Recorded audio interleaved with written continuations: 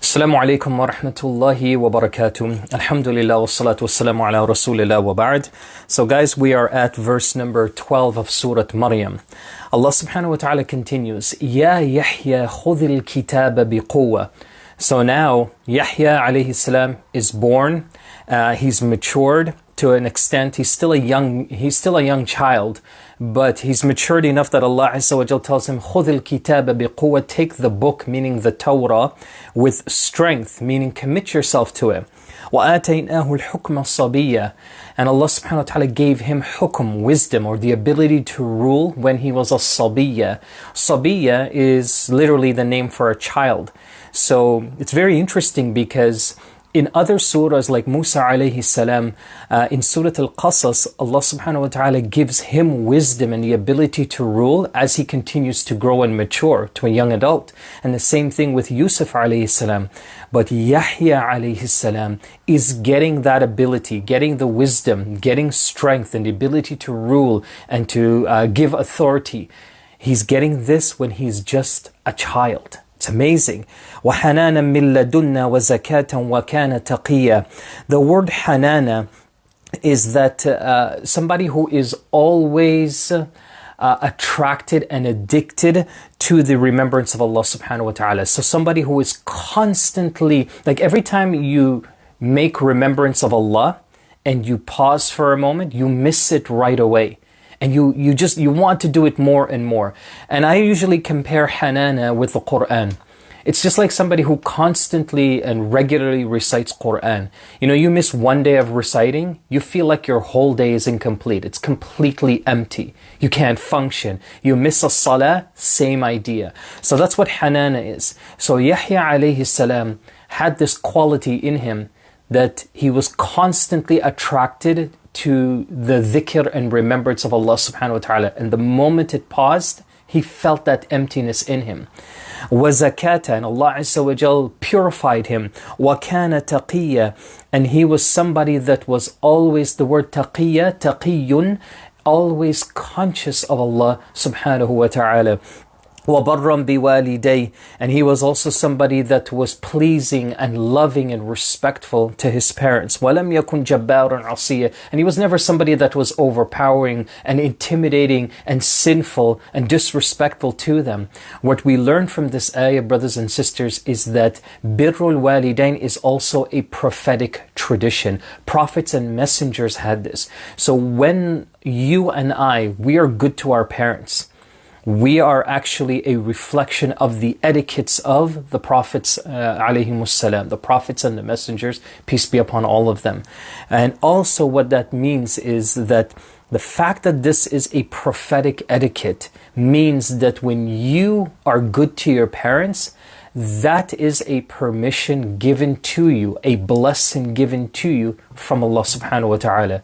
So yes, brothers and sisters, the next time you are nice to mom and dad, or anything that reflects righteousness to them, just keep in the back of your mind, that is something that Allah blesses you with, the ability to do. Because we all know in this day and age, it's very common to find children in this day and age who are rebellious to their parents, who disrespect, who do all of the things that shouldn't happen to mom and dad. Right? And that's the culture and the time that we live in. So the fact that there are still those who hold on to these morals and values when it comes to parents is a sign that Allah subhanahu wa ta'ala, His guidance is with you. And even if your parents have passed away, but you make dua for them and you do charity on behalf of them and you give on behalf of them, all of these things are still part of birrul walidain. So it's incredible that this is mentioned here about Yahya alayhi salam. Allah continues, وَسَلَامٌ عَلَيْهِ يَوْمَ وُلِدَ وَيَوْمَ يَمُوتُ وَيَوْمَ يُبْعَثُ حَيًّا. Peace and protection is given to him. Salamun here doesn't just mean protection alone. It's also comfort given to Yahya alayhi salam, the day that he was born, the day that he's going to pass away, وَيَوْمَ يُبْعَثُ حَيًّا, and the day that he's resurrected. Because remember how he passes away, he dies as a shaheed, and then he is also honored on the day of judgment as a shaheed. The shaheed or the martyr has one of the highest levels or status in Jannah as well. So Yahya alayhi salam encompasses, and he will be blessed with all of these blessings. وَاذْكُرْ فِي الْكِتَابِ Maryam. Now we are ready to talk about Maryam alayhi salam. Remember in the book, the Torah again, of Maryam, إِذِ انْتَبَذَتْ مِنْ أَهْلِهَا مَكَانًا شَرْقِيًّا, that she felt as though she was not worthy. And time to time she would distance herself from her own family and go towards the east end of Palestine. So what's happening here? Maryam alayhi salam, and scholars in general have this. They always, the more that they increase in their piety and worship with Allah subhanahu wa ta'ala, the less worthy they feel to Him. In other words, your humility has reached to a point where you spend time with your family, but then there are moments where you just need time alone to go back to Allah. You know, you need time to just worship, to remember Him, to reflect on yourself. Maryam alayhi salam had this habit. You know, so she would be with her family, but at the same time she would go and find her place, her corner, or here, more towards the east end of Palestine, and that would be her alone time with her Creator. So idhin tabadat here meant that she felt like she was nothing without Allah. So the moment she disconnected that and she went to her family, or she did her chores or whatever, errands, and she went about her day, she felt that emptiness. And so she would run back to the remembrance of Allah subhanahu wa ta'ala. It's such a deep concept. And scholars in particular are the ones that still inherit this quality. Continues, فَاتَّخَذَتْ مِن دُونِهِمْ حِجَابًا. So one day what happened is that she went to a place, perhaps maybe in the same east end of Palestine, and she created a barrier, a hijab. So remember, just a side point here, the word hijab in the entire Quran does not mean the hijab that the women wear on their heads or cover their heads with, but it actually refers to a curtain or a barrier. The word for the hijab that's placed on the head is called khimar, and the body cover is called jilbab. But hijab here always is talking about a curtain or a barrier. So she placed this curtain or this barrier around her. فَأَرْسَلْنَا إِلَيْهَا رُوحَنَا, and we sent to her ruhuna, our soul. Now there are two interpretations of this. Some of the scholars say the soul that's being sent to Maryam here is the soul of Isa alayhi salam in the womb or in the stomach of Maryam alayhi salam.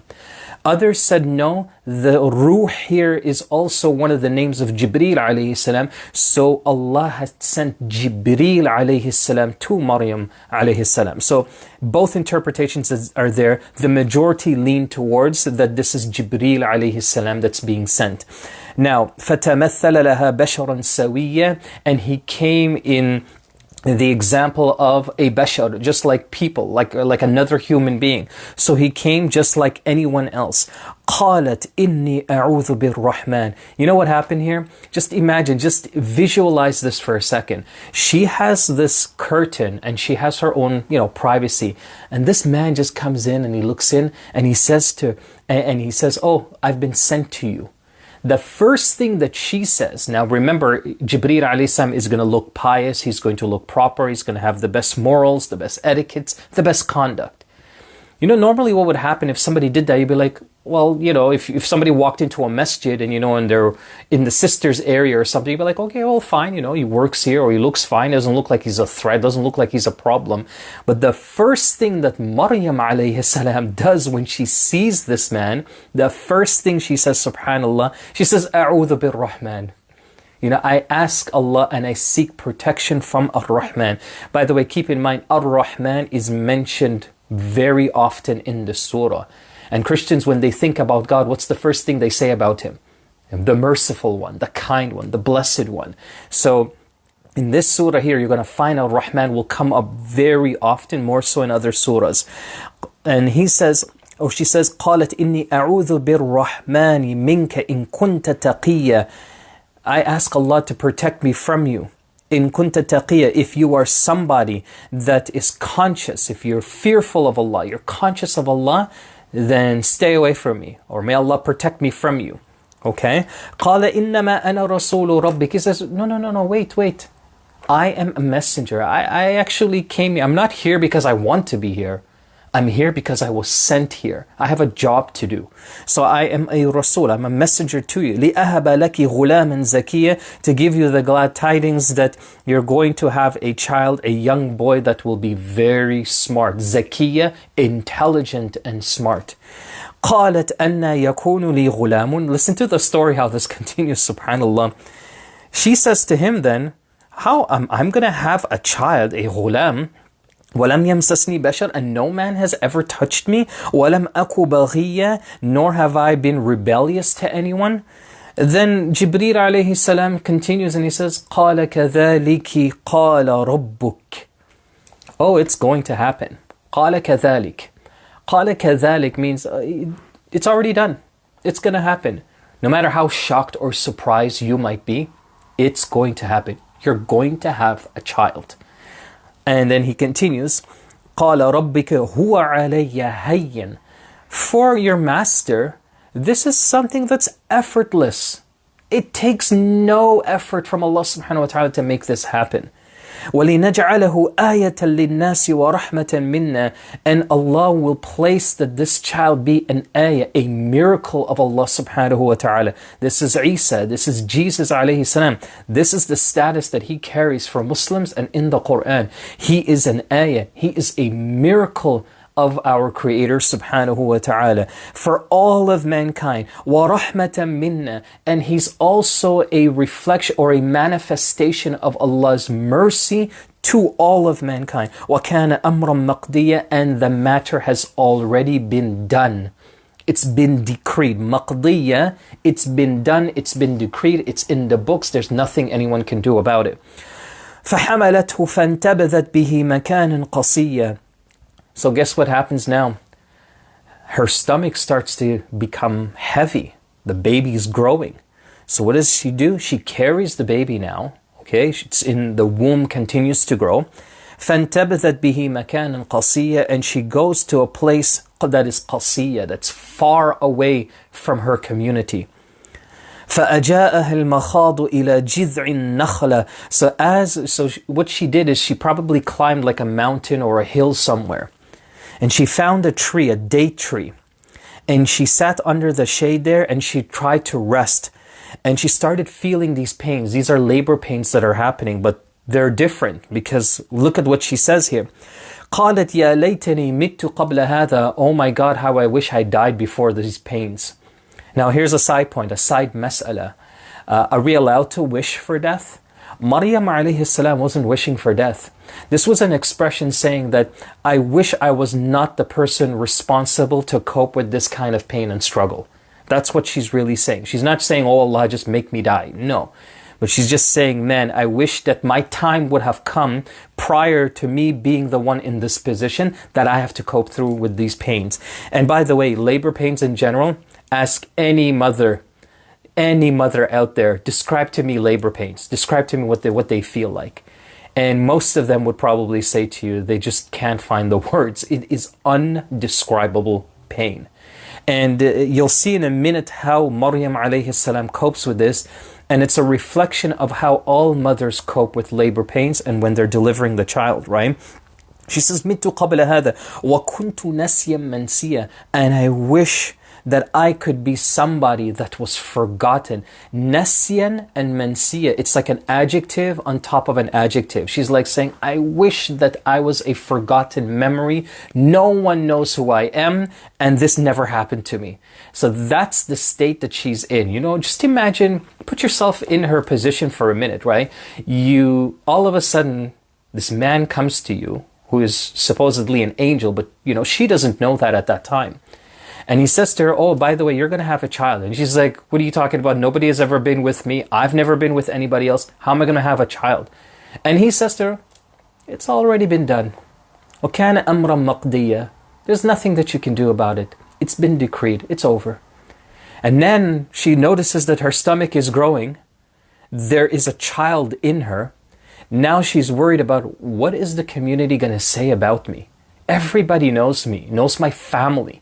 knows that we are, the most pious and religious of the community. What are they going to say? So she runs away and she finds a corner in the east end of Palestine, and she climbs up this area or this hill or this farm area where no one can find her, finds a tree and just lays on the floor there and just dealing with this pain after pain after pain. And then it's so unbearable. That's what she says. God, I wish I could have just left this world before I had to cope with this.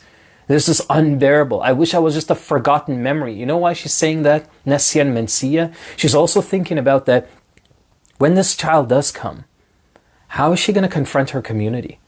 How is she going to go back to everyone? How are they going to look at her? What are they going to say? What are the rumors going to be like?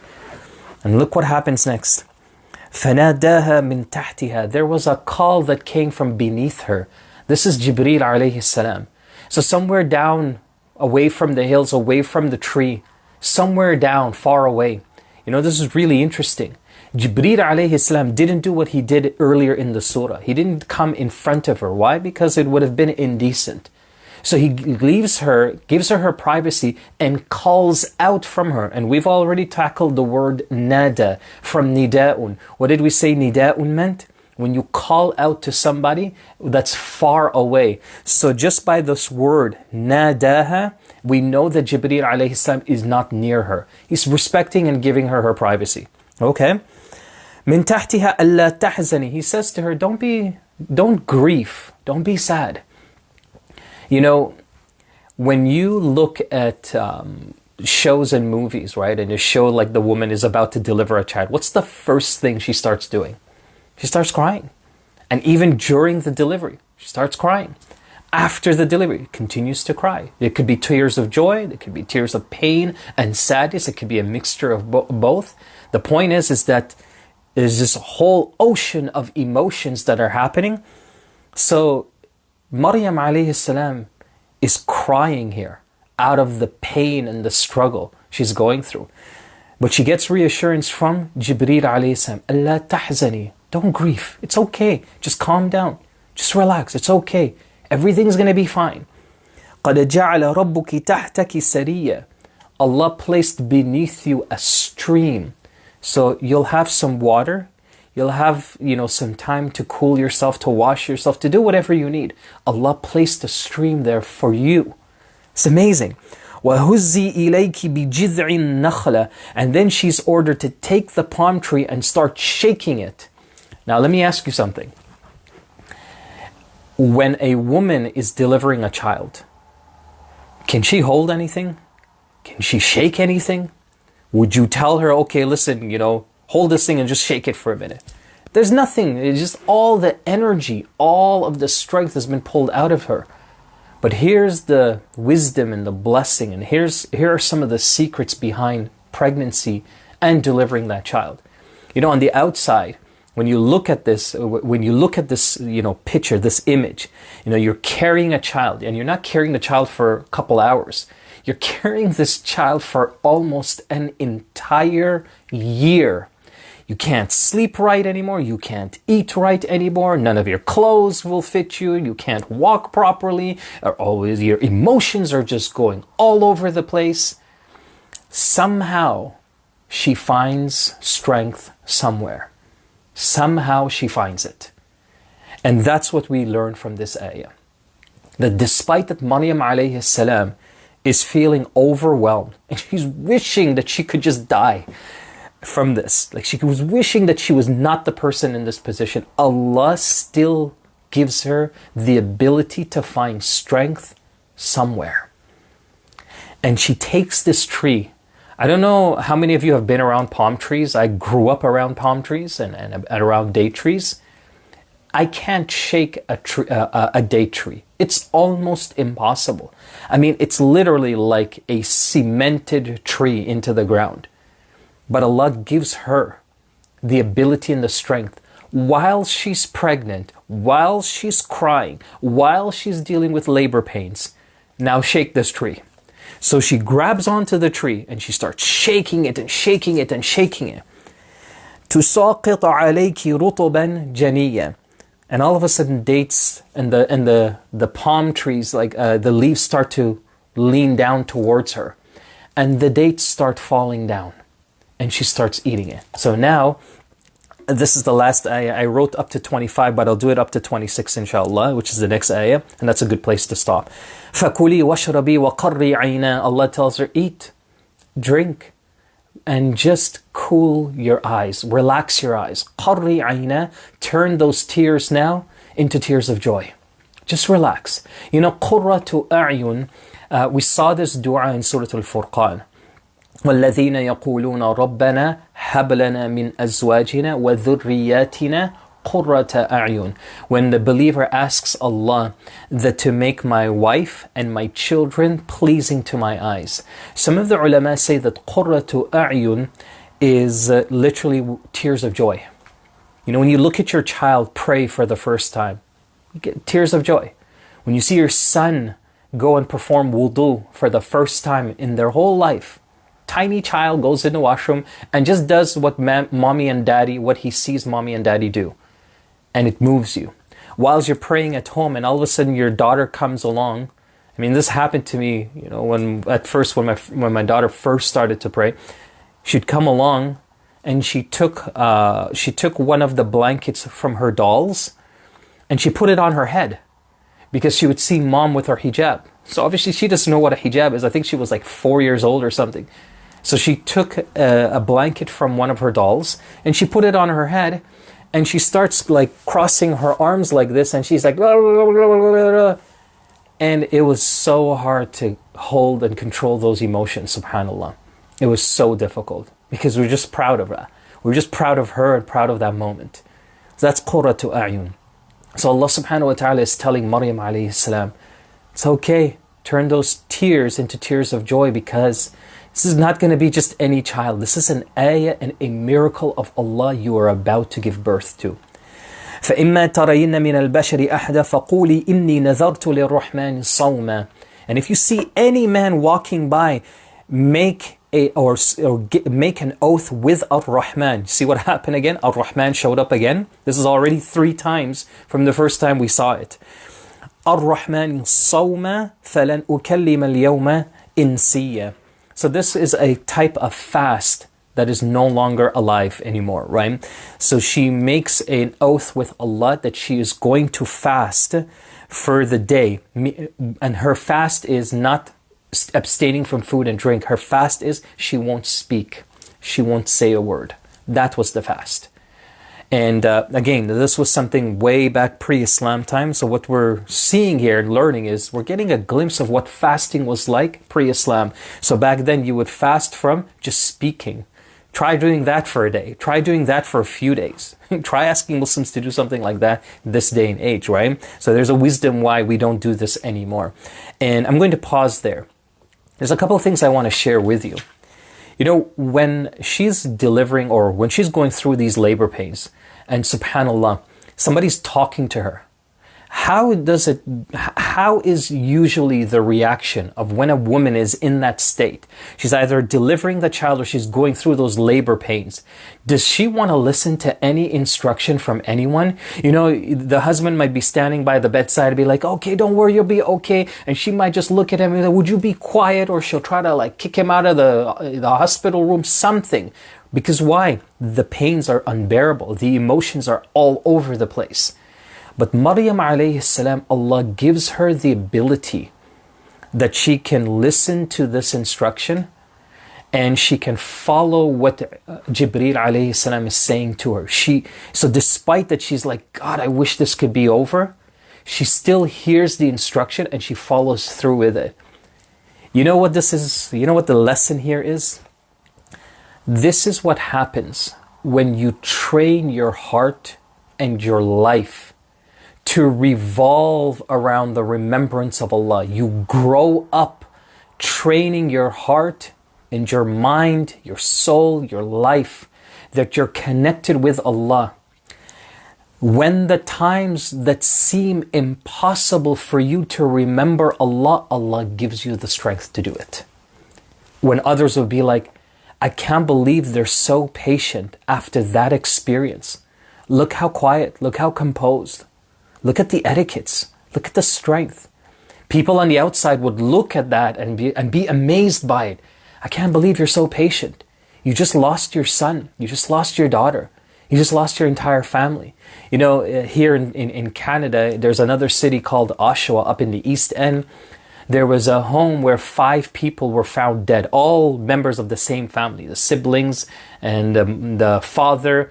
The mother was also shot in the head, but she survived. And one of the son, he was away at school. Now just put yourself in the son's position for a minute. He just lost almost his entire family, wiped out, and his mom is critical in the hospital. And when you look at the scenario, when somebody is connected to Allah, even something as tragic and as horrific as that example, Allah gives you the ability and the strength to get through. And that's what you should take from all the detail that we get of what Maryam alayhi salam is experiencing here. Because again, just put yourself in that position. You know, you're under a tree, you ran away from your village, all of these things just happen quickly. And all of a sudden Allah's still giving you instruction. You know, most people, what they would do, like, I don't want to hear nothing right now. Turn that off. I don't want to hear no Quran. I don't want to hear nobody lecturing me. I want everybody to be quiet. That's what most people would do. Maryam alayhi salam, because of the tarbiyah, the training that she got when she was a young girl, and her commitment. And as you saw earlier, right? She was somebody that was إِذِ انتبذت مِنْ أَهْلِهَا نَبَذَ. Every time there was this gap in her remembrance with Allah, she felt that emptiness and she would run back to it. When you have that kind of relationship with Allah, there is never a moment in life except you have the strength to cope with it. This is why we teach people all the time, have trust in Allah, connect with Allah. This is why these reminders are here. These reminders are here are not just so that you see me and I see you, or I see your comments, right? That we stay connected. It's so that we can develop idhin tabadat. We can develop nabada. We can feel the emptiness when we're not in the state of remembrance. We can feel that emptiness and we want to run back to it.